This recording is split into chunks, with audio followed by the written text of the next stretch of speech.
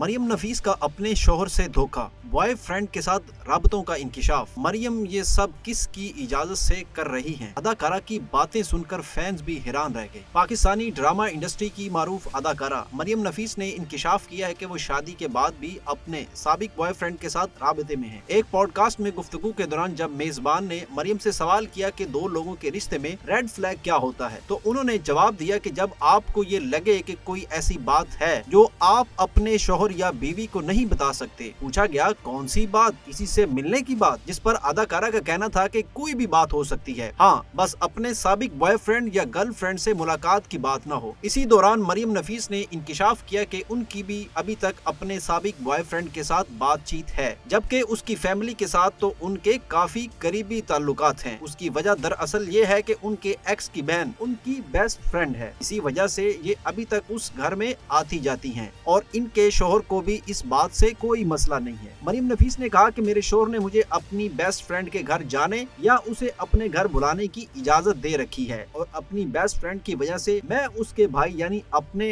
X के साथ भी राबते में हूँ। हमारे दरमियान दोस्ती नहीं है, लेकिन कोई लड़ाई भी नहीं है। अगर कहीं मुलाकात होती है तो बातचीत हो जाती है।